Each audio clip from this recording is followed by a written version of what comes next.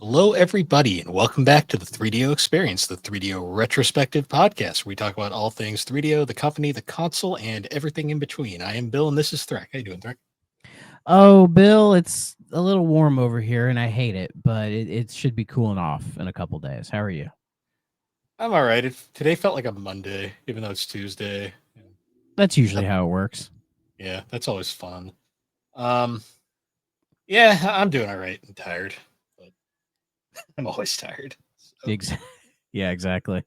Um, yeah, me and Bill played some Helldivers the other day with our friends Tony and Chris. It was a good time. It It was. was a good time killing bugs and robots and spreading around some democracy. So I was genuinely surprised how good that game actually is.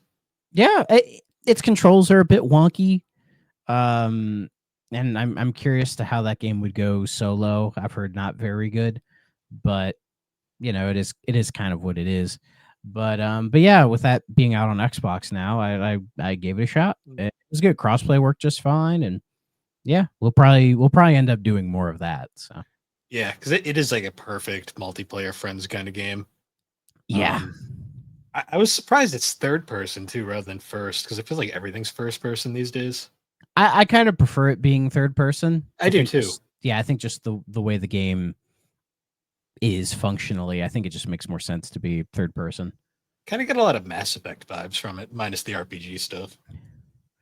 I feel like Mass Effect controlled better. Well, control, yeah, just kind of the I outlaw feel like Mass idea. Effect feels like a better shooter overall, but like even the wonkier bits of Helldivers, I got used to it. So Yeah, I was thinking it kind of reminded me of like Mass Effect 1, just going from planet to planet, exploring and just doing missions. yeah, though we were just trying to take away the bug menace, who did nothing but just coexist peacefully on their own planet. How dare they? Yeah, Yeah. I mean the whole like Helldivers and also like Starship Troopers thing. I mean, it's basically the Star Trek episode Arena, like the TOS one, where Kirk fights how was it? The Gorons? No, not the Gorons. Like the lizard guy, the famous lizard. Yeah. mm. Yeah, it's a similar type of situation, but we're not here to talk Star Trek. We're here to talk video games. So but before we get into our game for the week, we'll do the news. This one should be a short roundup of news. I had to dig a little bit. The first one I saw, this is more for me. There was an indie showcase, I think it was last week, and they announced the release date for Yuka Replayly, which I is hate like that that. name so much. I know, but it's like the big old remaster, remake, whatever of Yooka-Laylee. It's coming out October 9th for all consoles. Apparently, if you own the original, you can purchase the new one for a 30% discount. I mean, it'd be nice if they just gave you the upgrade, but it's better than nothing, I suppose. Isn't the remaster more expensive than the game was originally? It just says it's $30. Oh, okay. I thought I read somewhere it was like 60 or something. I was like, They have a physical version for 50, but digitally it's just 30, which is how it should be. Digital version's cheaper. But they say if you own the original version, you can get it for 30% off. So, which that's not too bad, right? You save a. I've looked at some of the shots of like the remaster. It doesn't really look like they've done a whole lot to it. I mean, it's not really that old. You know what I mean? No. I mean, one of that game's biggest complaints was like, I mean, obviously it was made as a love letter to Banjo-Kazooie fans. Yeah. But like a lot of like people who played it who didn't really get the Banjo-Kazooie vibes were like, why is this game so lifeless? And I'm like, because Banjo-Kazooie was kind of lifeless back in the day. Yeah. It's a game that kind of wears its era on its sleeve. But I'm more interested in the actual like Replayly, because apparently they fixed up the controls and added in other stuff and a new soundtrack and everything. So it sounds like it'll be the better way to play it. But I imagine if you played the original back in the day, or even like, didn't they have a Kickstarter? I think it did. It did. Yeah, like back in the Kickstarter, and then seeing this come out, and then you still have to pay for it. I don't know. Maybe if you're a Kickstarter backer, they'll just give it to you. I don't know. But well, Kickstarter, unfortunately, is kind of got a bad rep these days. So Indeed, it does. But yeah, that's out. Inafune. But that's out October 9th. So I'll keep an eye on it because I want to see if people are like, if this is the better version to play, then I will. I see the sequel Impossible Lair on sale all the time. Impossible Lair is, in all honesty, a much better game. But isn't that just Donkey Kong Country? It's better, in all honesty. I mean, it's stylistically. That's not hard to do. It's similar in style to Donkey Kong Country, but they do a whole of a lot more. Yeah, fair enough. Fair enough. It's a very solid 2D platform.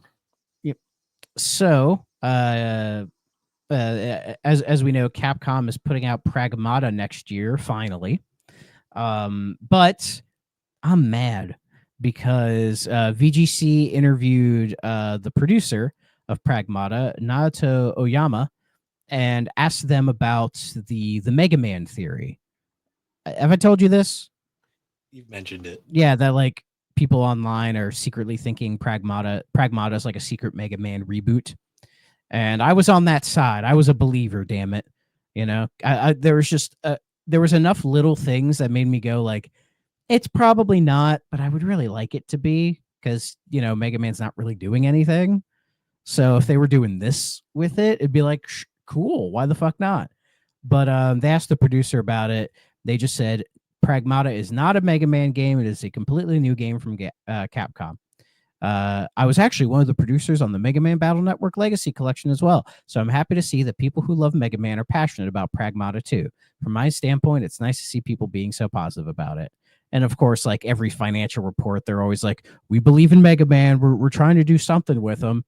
And I at this point, I'm like, yeah, fuck it. Just make Pragmata secretly Mega Man. Who cares? Because Capcom like that robot girl, like she could be Roll. Why not? Like the blue that she has is a very Mega Man-ish blue. She straight up has a fucking Buster Cannon. You know, like there are little things where I'm like, you could just make it. If Shadow Labyrinth can be Pac-Man, why can't Pragmata be Mega Man? It's one of those things with Capcom where it's like they'll release a new Mega Man game, it'll do really well, people will buy it, and then like Capcom will be like, great, what do we do now? Well, the last one was Mega Man 11, and that was 2018 now? Yeah, pre-COVID. It's been a long time. It did well. I mean, yeah, it's the best-selling game in the series, apparently.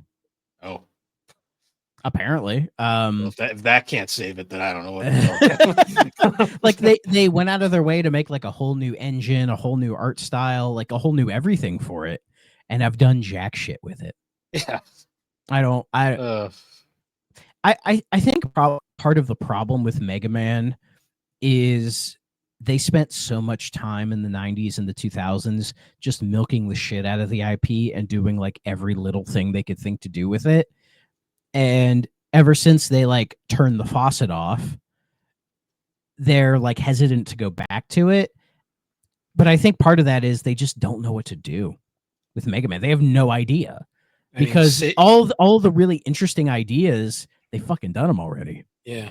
I mean, say what you will about Inafune, he definitely wasn't perfect by any means. He was kind of the guy that was keeping that series going. But I think in a way it was almost to the detriment of it. You know, like probably forcing like people love the Battle Network games, right? But they did way too many of them way too quick.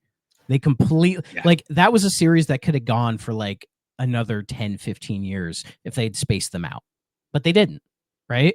Like they burned out everybody who was a fan of the X games due to just like kind of the poor quality and everything. Like the classic ones they return to like here and there, but it feels more just like a light nostalgia grab. You know, like Zero ran its course, Star Force ran its course. They canceled Legends 3. Well, Star Force is an interesting case where like the first one was really good. The second one sucked major ass. And then the third one kind of brought it back, but by then no one gave a shit. Yeah. And then they famously canceled Legends 3. Yeah, the one game that people cared about. Yeah, so like I just feel like they're just completely at a loss with Mega Man, which is crazy because Capcom, you know, have some of the best developers ever. Like they're fucking killing it right now. They've been killing it for the last couple of years. Like really, I think it was around Monster Hunter World is when they kind of got their shit together. And in all that time, they couldn't find like a small group of devs to do something cool and new with Mega Man. You know, like it's very possible there could be like two dudes in the corner of like of the office of Capcom trying to do something with Mega Man, and either they're just not getting the funding or they just don't have any ideas. I don't know what's going on. Capcom is kind of famous for that, for just having like IPs that are very popular and sell well, and then they just don't know what to do with them. Like, you'll get Ace Attorney. Nintendo. That's a Nintendo move. Well, Nintendo like just does. Nintendo is more annoying about it somehow.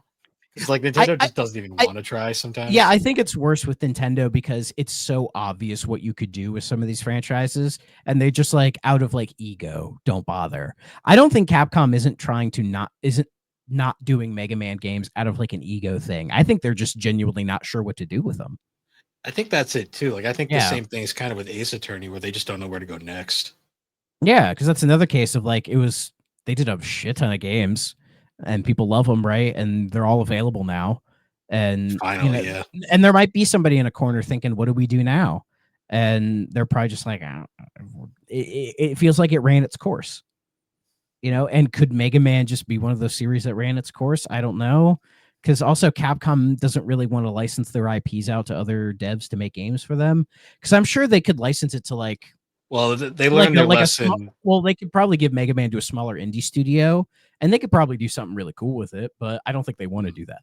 I think they learned their lesson during that Inafune like Western push era where they were like licensing IPs left and right, and a lot of them were very mixed.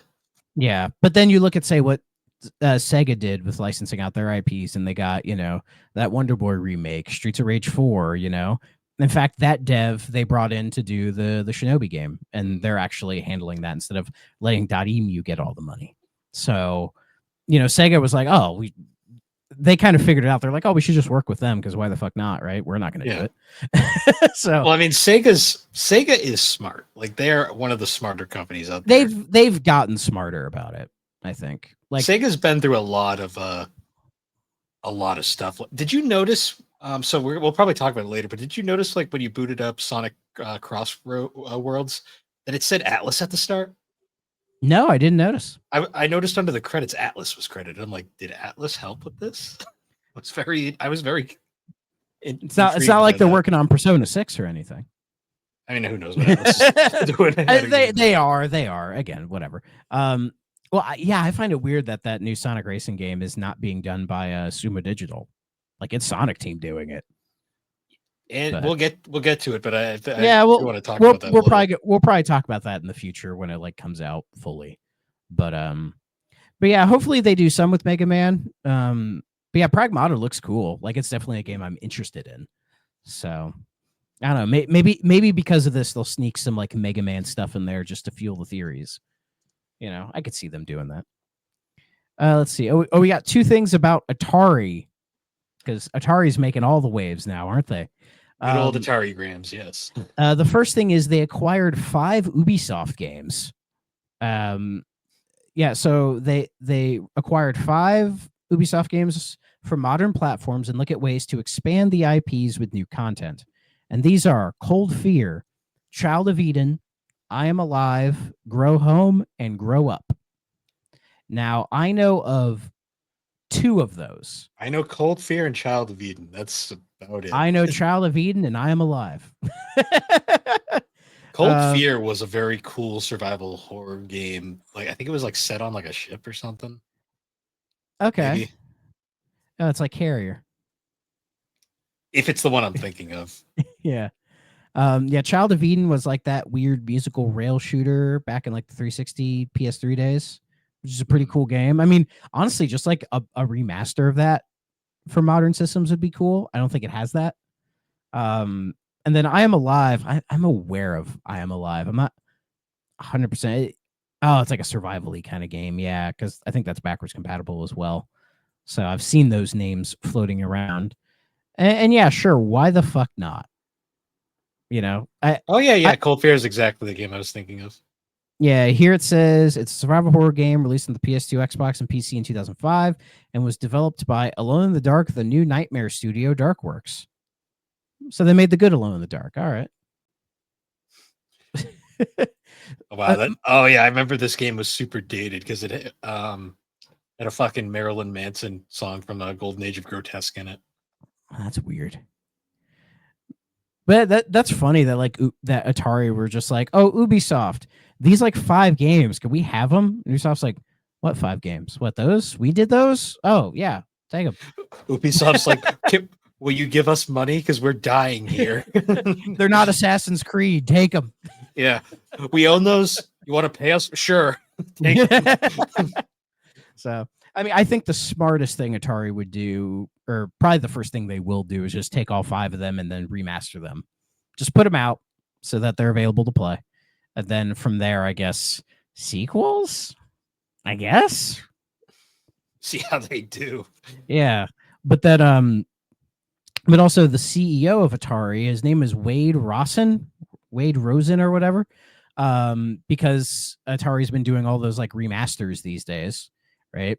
Because they have like digital clips and everything. That actually makes a lot of sense. Freaking Atari Grams is a French company. Ubisoft is a French company. Oh yeah, that makes more sense than I thought of it. Well, they're French Canadian. Does that count? Well, main Ubisoft is French. Yeah, but I mean, we associate them with Montreal. Well, Montreal does most of their shit because the Montpellier studio can't decide whether it wants to exist or not half the time. They're like, we're totally doing Rayman. Maybe I don't know. Something. Yeah. Apparently, Rayman's anniversary is coming up. Yeah. And there's we got a game. I mean, well, there are rumors floating on that they're doing something with them. Like the rumors they're doing another 3D Rayman, like that would be like so Rayman awesome. 2 or 3 or whatever. Nice. Fuck it. Why not? If they did the scrapped Rayman 4 where the original enemy was supposed to be the Rabbids, that would have been kind of cool. Yeah. But who knows? I mean, I think Ubisoft Montpellier have done a good job of like, because they also did that Prince of Persia game, didn't they? They did that Prince of Persia game, and they've been working on Beyond Good or Evil 2 for like longer than Duke Nukem Forever. Yeah. At this point, so but I wouldn't be surprised if maybe they're the ones doing the 3D Rayman game, if the rumor is true and that's what's happening. So they've done all the Raymans, yeah. So that would make sense. Yeah, I mean, they've been making some good games lately, so why not? But yeah, I just think it's funny that they bought him from them. But anyways, back to Atari. VGC interviewed him and we're like, what other remasters would you like to do because of digital clips and the deals they've been able to make with Warner Brothers and bigger companies, so they can definitely hemorrhage those deals. There were 3 games he picked, or like 3 games. Interesting picks, all 3 of these. You ready? Ogre Battle. I mean, that sounds like something Square would just do on their own, really. Like they did, like a couple of years ago, I think. Did they? Or are you thinking of something else? They did. I have it. Because they remastered it. Let me check GameEye real quick. They did a remaster. No, you're thinking of Tactics Ogre. It was the same series. Yeah, but he was talking specifically like the SNES Ogre Battle, like March of the Black Queen. Tactics Ogre is a different game. Yeah, Tactics Ogre is the first game. Ogre Battle is the second game. No, Ogre Battle was the first one. Ogre Battle was 93. Tactics Ogre was 95. Unless Wikipedia is lying to me. I can never tell. Oh, you know what I'm thinking? Because I think of the PlayStation remakes. Yeah, okay. I think they were released the other way around. Either way, yeah. Yeah, but anyways, that was one he cited, which again, sure, but I feel like that's something Square would do on their own anyways. I don't know. The second one was Snatcher. Does Konami own Snatcher? I assume it does. Yeah. But without I mean, Digital Clips have a working relationship with Konami because they did that Turtles collection. True. And then M2 did the Castlevania stuff. But, I mean, Konami would probably just be like, yeah, sure. Fuck it. We don't care. I don't think Kojima needs to approve it, but I don't think he'd be against it. Probably not. Yeah, they should do Snatcher and Police Knots. Just throw them together. See, Police Knots would be harder because that's never officially been localized. Snatcher at least has a localization. True, but Digital Clips I think could do the work. True. You know, I get that sense from them. And then the third one that they mentioned, it's the Holy Grail. It is the Holy Grail of reissues. Panzer Dragoon Saga. That one's tough because they'd have to remake it from scratch, supposedly. Well, from what I've heard, and also I think this relates to Final Fantasy Tactics because the source code for that doesn't exist anymore either. Is you can just like reverse engineer the ROM and like figure it out. You know what I mean? Like, yeah. The only like thing is Saturn is obnoxiously difficult, which I think is one of the reasons why they've kind of true, but hesitant. But I would trust like Digital Eclipse to do it right if they were the ones to do it. You know. I think the thing with Digital Eclipse is it not that they wouldn't want to, it would be such an undertaking. It would be like I feel like if they were going to do Panzer Dragoon, they would just do all of them. Like they would do the 3 on Saturn and then probably throw in the Game Gear one for fun, you know? Might as well, right? See, the first Panzer Dragoon's already been remastered though. That's why that was a remake from Forever Remade, Entertainment, and it is true. not very good. I've played it. I didn't like it at all. And they've supposedly been working on the Zwei remake forever now. You know, Zwei is a much bigger game, so it probably is taking more yeah. time. I mean, that's been like years though. The Panzer Dragoon remake came out in 2020. Fair. And judging by the quality of that remake, I'm like, if you're gonna put that into Zwei, it should have been out by now. You know, like Saga, I think would have benefited the most from a proper remake because it, you know, it's a turn-based game, so you don't have to, you know, worry too much about other things. But you know, but fair, also, I think Panzer Dragoon Saga is just such a weird game with a weird history and a weird legacy that I think Sega is just a little standoffish with like really doing anything with Panzer Dragoon. Really, they don't do much with them at all with that series at all.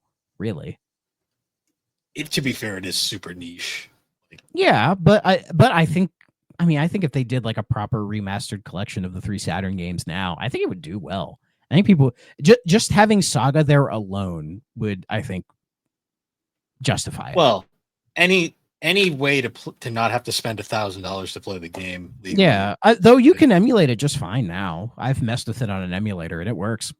True. So like some of the work has been done. It's just a matter of doing it. And again, I think if Digital Eclipse wanted to do that, I think they could make it work. I do. I trust them because I've played quite a few of their collections over the last however many years. And I've seen footage of the other ones that they've done, and they've been great at it.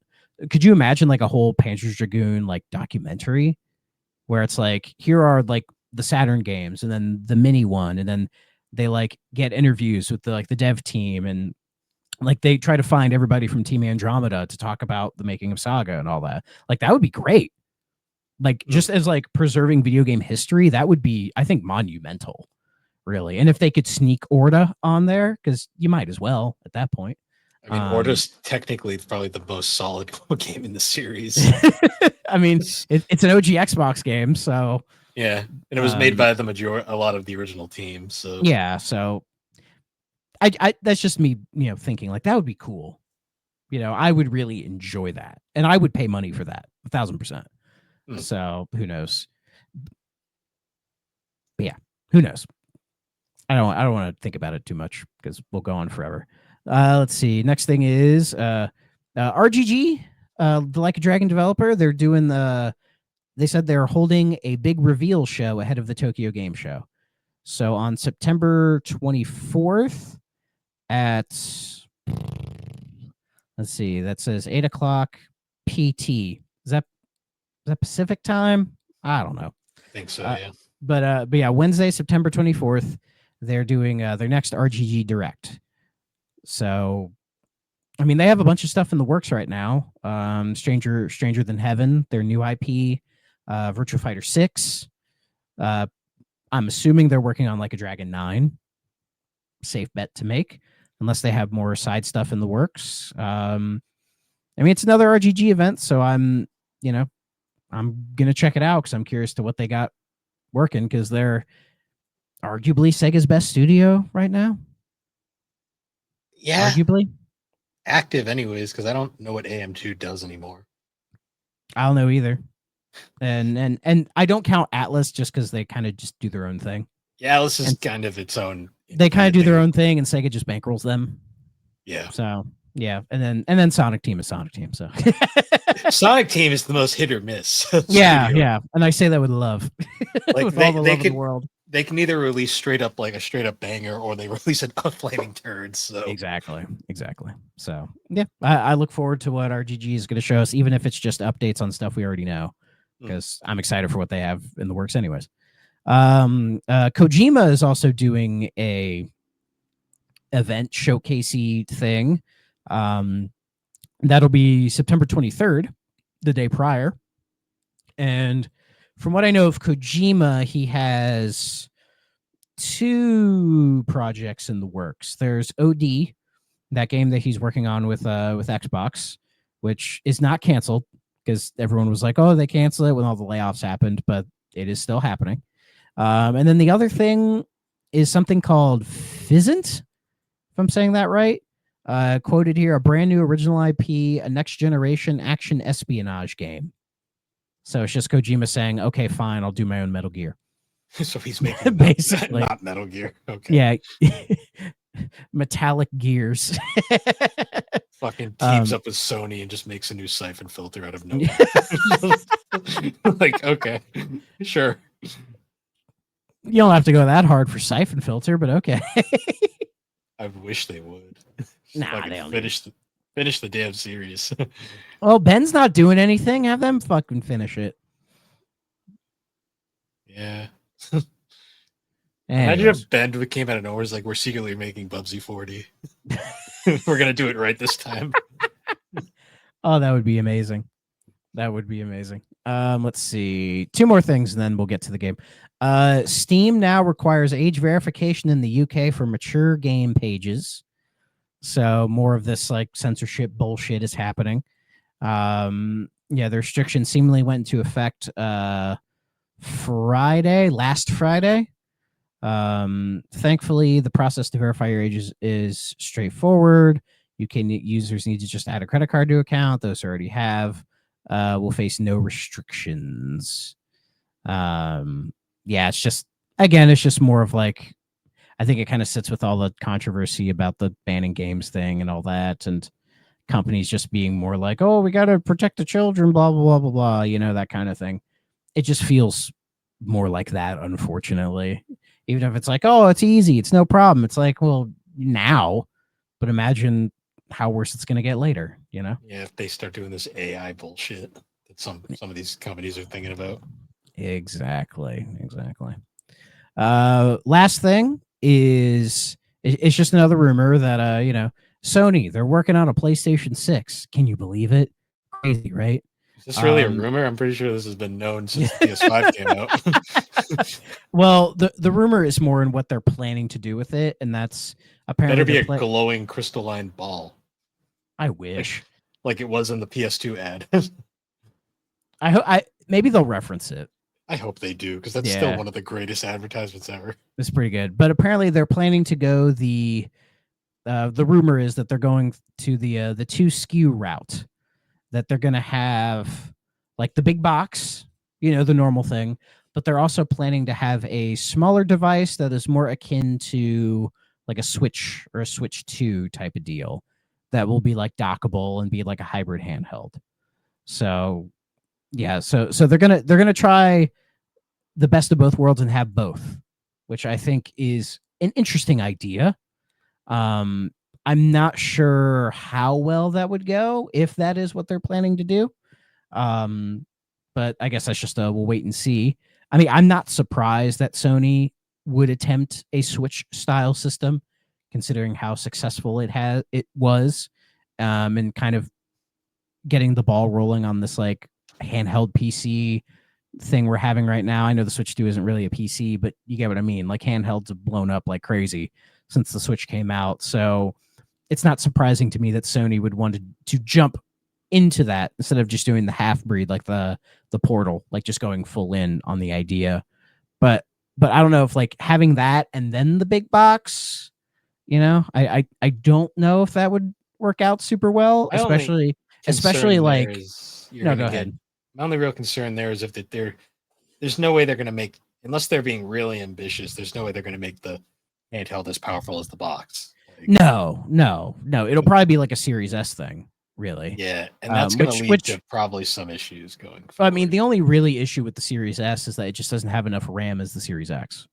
That's really the only problem. Otherwise, all this Series S hate, I don't think would. I mean, it would still exist, but it would just be a little bit like less founded. But regardless of that, if they attempt to do the 2 SKU thing and say this PS6 portable has some of those same limitations as the Series S, it could cause the exact same problem. But again, it's all speculation, so it doesn't really mean anything at the end of the day.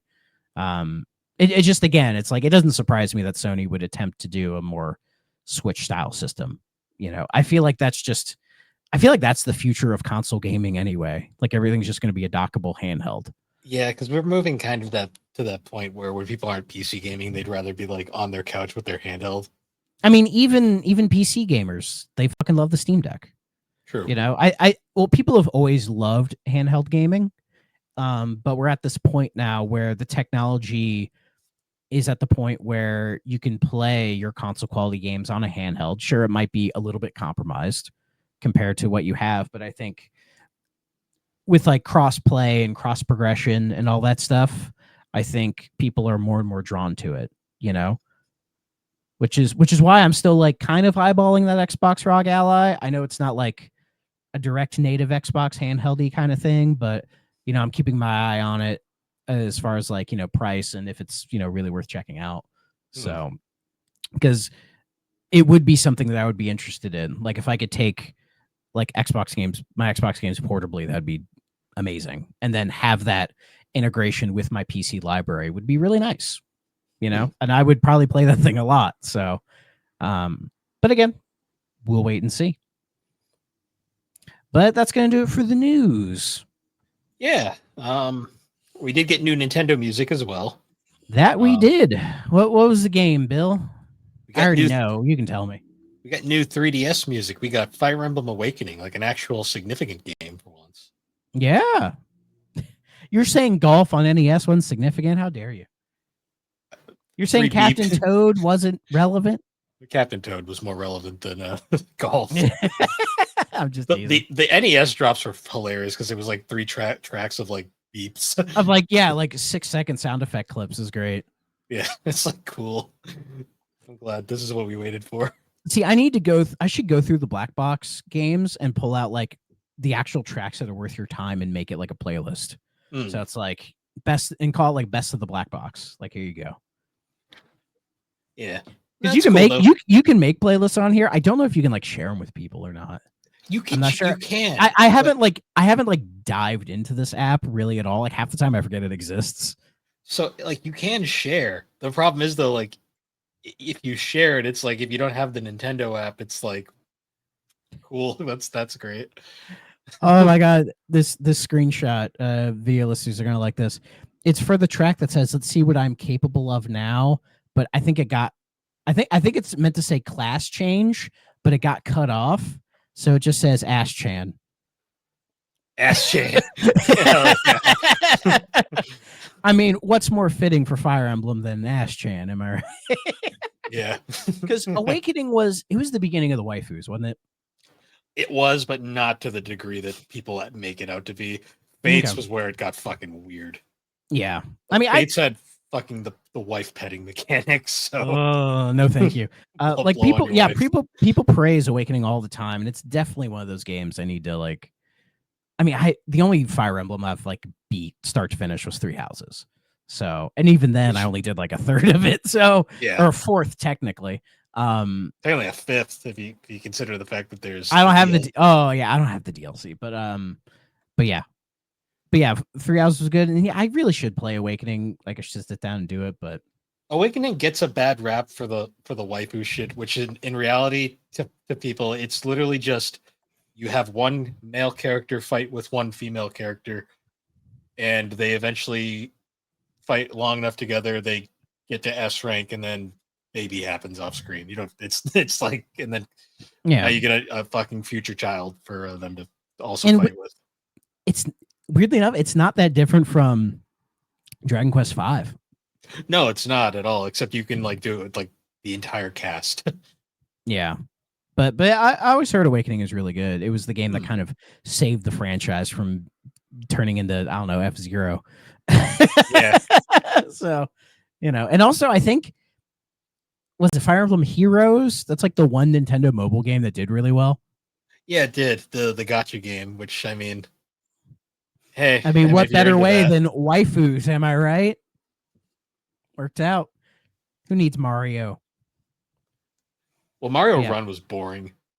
Yeah, it doesn't do it for me. I've played it a couple times and I'm And like, then the kart game got old really fast. oh, Mario Kart Tour.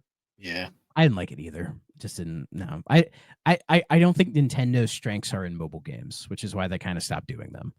Or it's a shame they got rid of the Dr. Mario one because it's like that made sense as a mobile game, like a mobile, yeah, puzzle game, yeah, fuck it. But I never played it, so maybe that was the problem. Yeah. Well, I mean, they did have success with Pokemon Go. That was probably the most successful. Yeah, but they didn't make that one. True.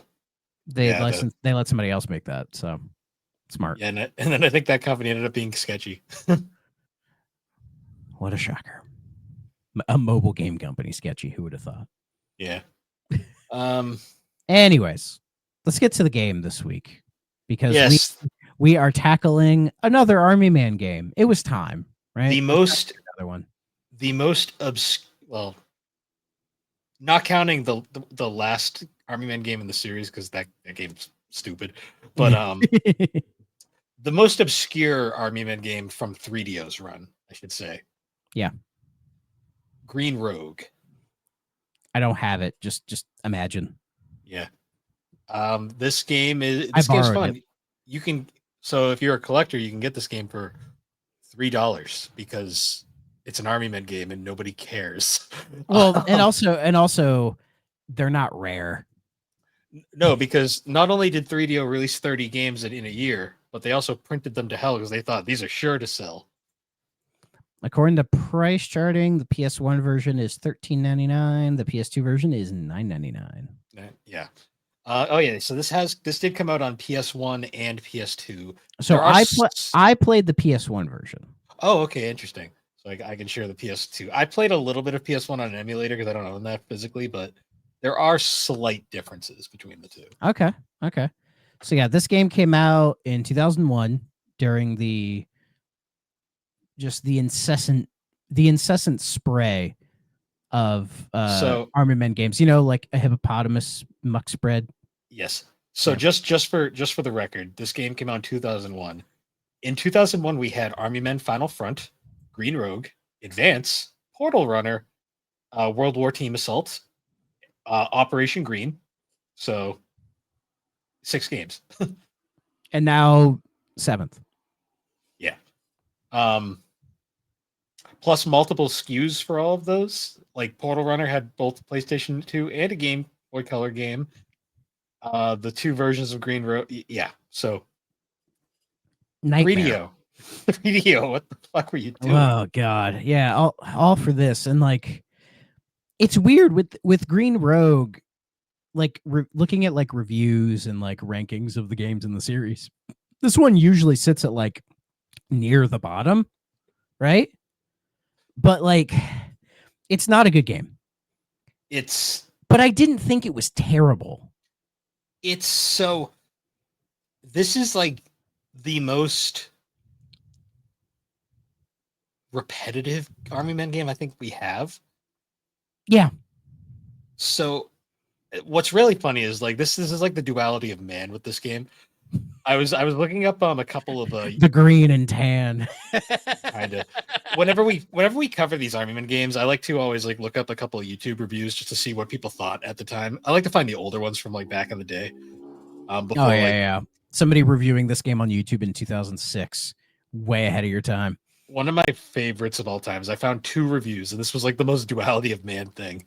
The first review I found literally was just titled "Worst Game Ever," and then the other one was titled "A PS2 Hidden Gem" with a question mark. So I'm like, yeah. I mean, I feel like every game ever made has hidden gem attached to it on YouTube. Well, You the know, any best part game is that's like too. any game that's like it's fine. You I know? watched the hidden gem one because I'm like, all right, I don't want to listen to someone bitch about the game for like 10 minutes, so I'm gonna look That's at what this we're one. gonna do. Yeah, well, yeah, but also I'd rather look at someone who might be objective. And my favorite part is he still bitched about the game the entire time, but at the end he's like, it's not that bad. And I'm just like, fair enough. You gave I mean, your that's honest really my opinion. thought. I wouldn't call it a hidden gem, but I really don't think it's Oh. that bad. I don't. No, It's not the worst Army Men game we've played so far. Yes. It is not. So this game technically takes place in the Sarge's Heroes canon. So not it's in the. Well, yeah, Sarge shows up. He does. It's apparently at some point after Sarge's Heroes 1. Not that it matters in the grand scheme of things. No, it matters. It matters for lore. Okay, there are lore freaks for Army Men out there. I mean, we played the last game first. And we already learned that everyone died. So That's true. That is true. That being said, though, this is the most straightforward, I think, Army Men game. To the point. So for gameplay wise, this one is a top-down shoot 'em up. Arcade not shooter. Not really top down, more just like a bird's eye perspective, kind of. Yes. Yeah. Do you want me to read the overview from the Army Men fandom wiki? Sure. Because this will give kind of like an overview of the game. So, the action-packed third-person shooter with a sense of humor keeps on rolling with this combative installment. The little plastic soldiers are warring again. As always, it's green versus the tans. But this time, the greens might have come up with the weapon that will win the war. The little green guys have taken their best warriors, infused them full of crazy chemicals, and turned them into superhuman battle machines that are ready to tear the tans to bits. Flamethrowers, grenade launchers, insane bazookas, and other crazy weapons get thrown into the mix before all is said and done. This decidedly violence-heavy installment of the ongoing series is a faithful port, boasting intense animation sequences and gameplay that will have you sweating bullets, fitting for your hat. It's certainly not a realistic war simulation, but that's really not the point, is it? Playing with little plastic figures has never been this explosive. I'm sure the person who wrote that was really happy to write that. Oh, they had a blast typing that up on like a Windows ME word processor. Also, fun thing, the in Europe on the PlayStation, this game is known as Army Men Omega Soldier. I kind of like Omega Soldier more. I don't know why. But only for the original PlayStation version, not the PS2 version for some reason. Yeah. So if you're like in Europe, imagine you buy Omega Soldier and then you think, oh, what's Green Rogue? And it's like, and then it's the same game. It's the same picture. Yeah. So yeah, basically the plot of the game is the Greens are like, oh, we need to make like the ultimate super soldier and so they take all of like Sarge's heroes and all of his friends and put him in like this like weird laboratory thing, do lab shit, and like morph together the Green Rogue, this sort of like bald, no face having green bean looking motherfucker. Yeah, who can apparently have the power to equip every weapon ever and murder everything. So apparently the other guys couldn't do that. They couldn't just pick up any gun, but this guy can. Like he's a fucking beast, dude. and so yeah, you do this like bird's eye. It's like a rail shooter, you know. So, imagine like Star Fox on the ground. Big difference between the PS1 and the PS2 version. In the PS1 version, you can move gradually at your own pace. In PS2, the camera actually moves on like it's straight up on rails. Like you have to move constantly. Like you can't like take your time. That's weird. Yeah, because on PS1 it was I could just I could go back if I wanted to, which helped a couple times. In the PS2 version, the camera's constantly moving forward. Like it's like a true rail shooter. So you have to it's a bit harder in that respect. Yeah, it would be. How's it? I assume graphically it looks better. Yes, but still kind of looks like shit. So I mean, that silence told me everything I needed to know. You literally like you look at it, you go, it's like they just polished the turd. I see. Good. Yeah, basically. Yeah, you look at a side by side, it's like a slightly shinier PS1 game. there's quite a few PS2 games, early PS2 games that were just that basically. So yeah, like the camera's slightly above you, but you're kind of just going straight ahead, like shooting every tan thing you can see, blowing up things, everything dies in one hit. In PS2 version, you also get blue and gray soldiers. Oh, the blues and the grays, what are they doing here? They're just added fodder to shoot. Oh, okay. They're just all tans, basically. Yeah, and it's basically like, best way I could describe it, it's like those 3D Contra games. It's kind of like it's the same idea of like taking like a 2D style Contra shooter, like Contra or Gunstar Heroes or Metal Slug or something like that, but flipping the camera, doing the Crash Bandicoot thing, flipping the camera behind the player, boom, 3D. That's sort of the idea here, and I think like in concept that should work, but the execution isn't great.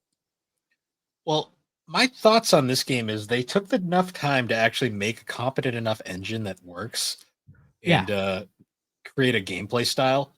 But then they realized we're working on 4 other games right now. So you did that, just kind of throw some levels together and it's good.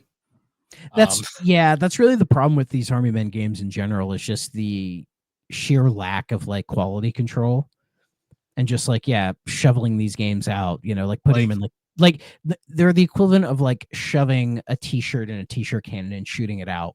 Like that's the equivalent of these games. And like Green Rogue, I mean, it feels like if it got like, I don't know, 6 more months of dev time, it would probably be kind of decent. Like, you know what I mean? Like there's an idea here. Some of the levels are kind of fun, like going through it, but then like you'll get like a couple that are like, these are just straight lines on uninspired, just shoot shit. Yeah, and like the enemy placement isn't great. Like there were so many times for me where an enemy was like hiding in a bush, and I would try to like turn to shoot them, and because they were in the bush, it wouldn't register that I killed them, which is fucking ridiculous. Like there's the occasional boss battle, like that shark submarine thing, which was kind of neat. And yeah, like there's way too many like levels of the same type. It's like what the first 3 levels are all jungle levels. Yep. And it's like, I get it. Like, can we get on? And then you do desert levels. It's like, okay, great. Can we move on? You know, like also like I think the game's only like maybe 2 hours long, but it feels too fucking long. Well, because it gets harder the farther you go in, and like by the end, it's like stupidly difficult. Yeah, I definitely save stated through some of it just because I just wanted to see more of it. But it's just a game that's just not really well refined, which is a shame because I like the idea of this game. How did it run on PS1? Out of curiosity, I had no issues with it. I mean, I was just playing it on emulator, and it ran just fine. The PS2 version, when a lot of shit's going on screen, it lags the fuck out. Like, I mean, there was definitely lagging happening, and I didn't know if that was because of like my computer or the game itself. I have no idea. Probably the game itself, because the PS2 version. I mean, I do upscale things a little bit in RetroEdge for PS1, so I don't know if that was causing it, and also like because I have the 2 screens, so it wasn't taking as many resources. I don't know. Fair. There is a fun power up where that's literally you basically just give your character steroids and he gets all roided up. That was great. It's like Altered Beast. I will say though, the sound design in this game is horrendous. Yeah, like the tunes I thought were okay. They were standard Army Men style tunes. Yeah. But like the gunplay and like the voices were horrendous. Like the Green Rogue. Terrible. I guarantee you the Green Rogue was just some guy in the office. And they were like, oh, yeah. You're the Green Rogue. Do these lines. Yeah, it was like Bill in IT or something. Like, can you come over here and do this voice? Because it's like you listen, he's like, it's all like, barely hear. Well, he doesn't have a mouth. So maybe that's why he's so muffled when he talks. You know? He doesn't have a mouth. They made the Ultimate Soldier, and the Ultimate Soldier doesn't have a mouth. What does that tell you? Wake up, sheeple. Also, like the movement was awful. Like I would just hold forward, and he would just like it was like he had a limp, you know, and like the camera would jut with him when he would move forward. It didn't have like a smooth, like moving forward animation, you know, which is so weird. And like you can't control the camera at all. like even just to like look a little bit left or a little bit right, especially when like there were so many instances where an enemy would just start shooting me from like a spot that I had no idea where they were and say they were behind me. And I was like, oh, let me move the camera so I can see him. No, can't do that. Like, and it has all these guns and you get like 3 upgrades for all of them to like, auto fire and then the spread shot and all that. Once you get the spread shot bazooka, that's it, man. You're good. Yeah. You just fucking blow up everything, which is awesome. But So you want to hear what the back of the case says? Because this is lovely. oh yeah, please. So on the back of the PS2 case, new arcade-style high-tech shooter created in a covert laboratory by splicing DNA from the strongest and most skilled soldiers, the Omega Soldier. That's where they got that from. Has been given the strength and weapon skills to become the Tan Army's worst high-tech threat. Armyman Green Rogue incorporates a third-person shooter with coin-op, shoot-'em-up style gameplay that will raise the heartbeat of anyone who dares to accept the challenge. You must guide the Omega Soldier, your mission to conquer. What fucking game are we playing here? I don't know about raising the heartbeat because also I found the game to be very boring. Yeah. Features: high-tech character and weapons, 24 extreme weapon upgrades. God, this was 2001, all right. 16 diverse terrain levels. I'm not sure about the diverse part there. Head-to-head, maybe like 4. yeah. Head-to-head battles with 5 outrageous bosses. Outrageous, maybe. Battle from the ground or ambitious vehicle. Ambitious. Oh, amphibious. Oh, I was hoping he was ambitious. He Ambitious. just has that entrepreneurial spirit, And then the last one, dual analog, features shoot and move in 360 degrees. Sure. Also, I didn't even notice it until now of looking at it, but this was one of the blue discs. Oh, I like the blue discs. Because this game is not very big, so they did not bother to make a DVD for it. I know. I mean, it fit on a PS1, so what does that tell you? Also, they were really hyping up the arcade part because, like, right on the front, it's like high-tech arcade shooter. Yeah, and this is like 2001, dude. Like, arcades are dead. Yeah. At least in the States, they're dead at this point. So, like, it's not a selling point. And let's see, my file for the game, it's like not even 500 megabytes. Yeah. I just realized looking at the back, I should have fucking got Alex to play with me. This game's 2-player. I mean, I could see that, but they made one Ultimate Soldier. You tell me they made 2? Yeah. Oh, yeah. There's a picture of it. You could have 2 of them on screen. That's kind of cool, I guess. I wonder if they look any different or if they're just the exact same, but they just have like a little logo above their head for P1, P2. On the back, they're literally the same model. Great. They couldn't even bother to like color swap like one thing to make it a little different. This is 3DO. They were making, I mean, this was 2001. All their resources were going into Portal Runner. Let's be real. Yeah, that's true. That's true. I mean, that is their magnum opus. According to Triff Hawkins. Well, they had already peaked because both the AirTag games are already out by this point. So okay. So let's look at the reviews for this game because, oh boy. So Metacritic, PlayStation, not available. PS2, no one bothered. 39 out of 100. Ooh, that's real bad. So All Game gave the PS1 version and the PS2 version 1.5 stars. The only company that reviewed the PlayStation version was Jux Video, which gave it 6 out of 20. Well, they're French, so maybe it's Hui Video or Hui Video, maybe. Yeah, apparently they're still around. Oh, interesting. Yeah, look at that. Right. I mean, France needs a video game journalist website, don't they? True. So, the highest rating for the PS2 version is from also the same studio who gave it the same journalist who gave it a 11 out of 20 on PS2. Everything else is like EGM 2 out of 10, EP Daily 3.5 out of 10, Game Informer 1 out of 10. I'm EP Daily. Game Revolution D-, GameSpot 3.8, IGN 4.3. There Next you go. generation, 2 stars. Official Fuck. PlayStation Magazine, 2 stars. Fuck. PlayStation the official Which one's official? both. Shit. 4 out of 10. And the Cincinnati Enquirer, because why the fuck not? 2 out of 5 stars.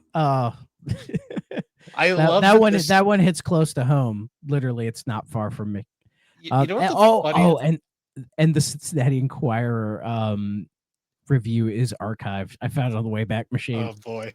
You know what the funniest part is? They did a bunch of them actually. It's like stacked in with Air Attack 2, Sarge's Heroes, and Sarge's Heroes 2. So they did like a 3-piece.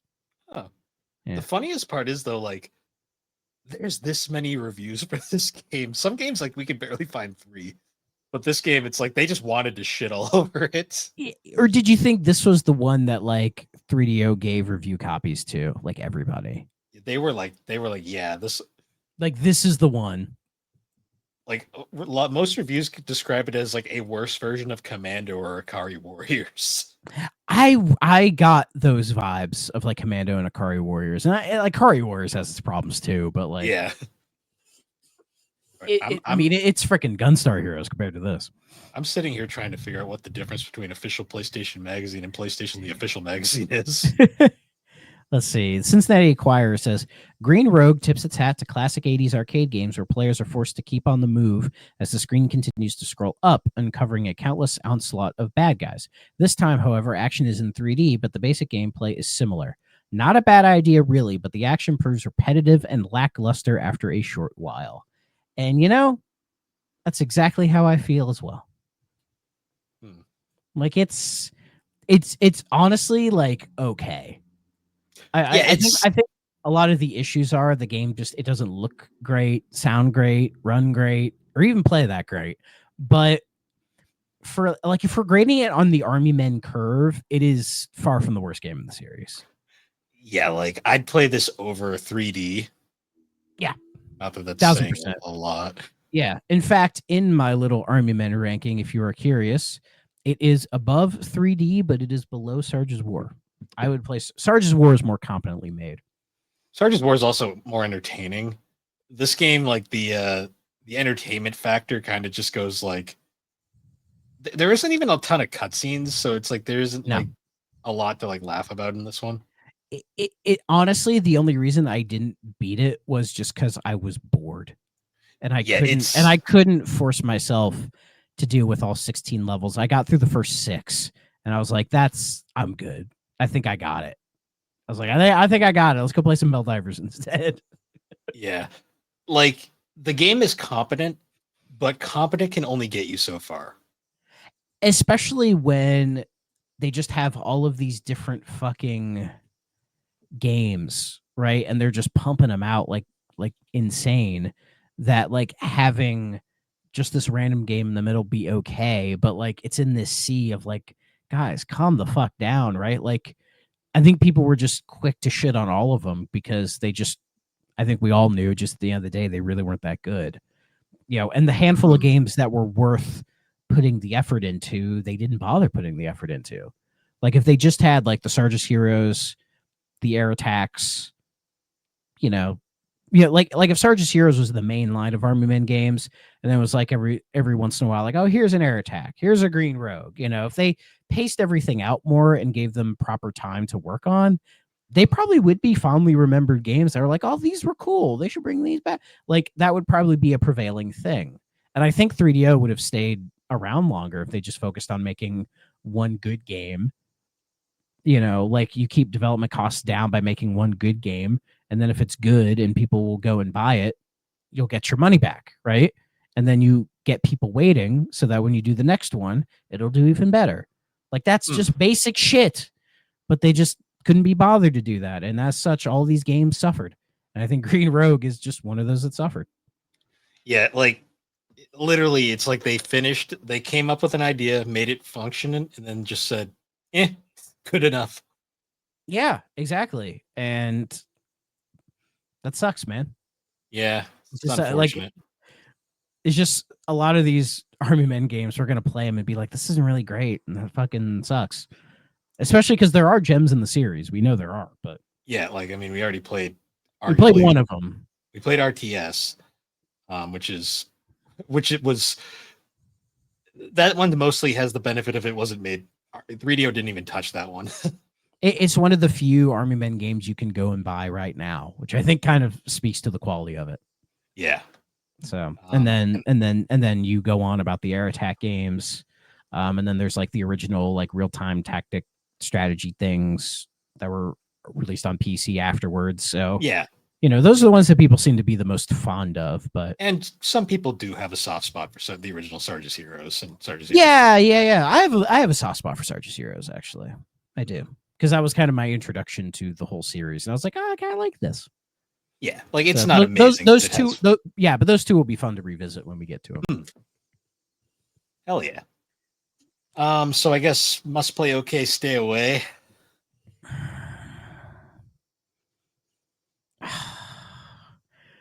Like, it's not bad enough to be a stay away, but it's not good enough to be an okay.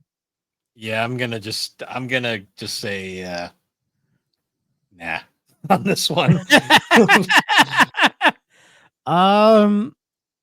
Eh. I don't know. Go eat your green beans instead.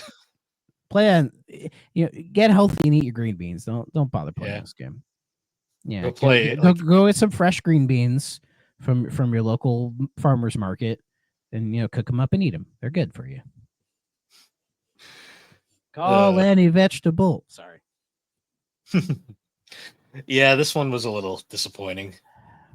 I mean, honestly, it went better than I thought it was going to be. To be honest, I thought it was going to be absolute trash, but it wasn't trash.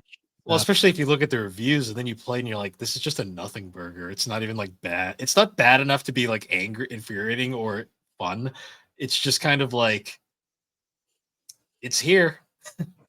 Every time someone says nothing burger, I think of you remember that scene in the Good Burger movie where the guy orders a burger with nothing on it and they just give him the bun. And he's like, and Cal's like, well, you said you want nothing on it. Yeah, well, I expected a meat patty. Dude, a meat patty is something. You said nothing.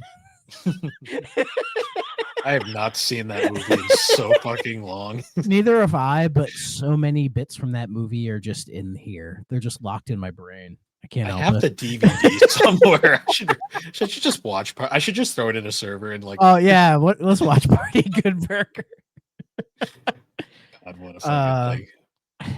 I feel I've never even smoked weed, but I feel like that's a movie I should smoke weed for before I watch it.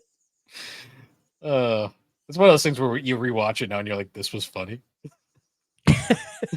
I think I would laugh at it more now, but like laugh at it the way I laugh at a Neil Breen movie. Where I'm like, this is just so stupid I can't hold back my laughter. Yeah. I do love when Sinbad's car gets crushed by the giant burger. I always like that. That was great. I forgot Sinbad was in this. Yeah, he's got a terrible wig. He's Keenan's I forget the name of the character. I'm just gonna call him Keenan. He's just Keenan Thompson's like science teacher in high school or whatever. And like Keenan Thompson's wearing like a thick like raincoat when it's like summer and like 85 degrees out. I'm like, why are you wearing that, dude? And then remember he crashes his like parents' car into Sinbad's car, and that's why he has to get the job at the Good Burger. Why do I know all this? What the fuck's wrong with me? Oh man. There's the scene where they get into the Mondo Burger, and never mind. I'm just gonna start reciting the whole movie. I want to rewatch Keenan and Kel. I thought of that show. There was some good. That show wasn't too bad. It's weird thinking now, like, oh, the theme that was fucking Coolio doing the theme song. Yeah. See, as a kid, it didn't strike me until like years later when I was like, oh fuck, it's Coolio. R.I.P. So we'll end on death for this episode of Army Men Green Rook. I forget. Did we have a game decided for next week, or we? No, we didn't. But we'll just off stream. Yeah, we'll figure that out. Off stream. Stupid. But yeah, I guess that wraps this one up. We had an hour out of that, so that's not bad. Yeah, we kind of clawed our way there. But Anyways, guys, once again, thank you for joining us on the 3DO experience. I don't even know what show I'm on right now. Those blend together, don't they? Yeah. Well, this is the least chaotic of the three. So I'm glad I could be of service. you could find us over on the Superpod Network, superpodnetwork.com, on all the podcasting platforms, all those fun things. What's the how's Rack Ops going? I will be starting the next game probably this week. It will be Call of Duty 2 Big Red 1. Classic. I'm very much looking forward to replaying that game. It's another, much like Call of Duty 2, I have a lot of fond memories playing that as a child, so I look forward to it. Nice. And it's the first game in the series made by Treyarch. That is true. Wait, did they make Finest Hour? Who made Finest Hour? Finest Hour was a completely different studio. I already forget their name. But it if you listen to that episode, you'll learn why they don't exist anymore. It's relating to Call of Duty Finest Hour. Because oh boy, that didn't work out too well for them. Well, alrighty then. Well, yeah, you guys can all look out for that when it eventually comes out. And in the meantime, guys, once again, thank you for joining us. We will see you all later. Bye-bye.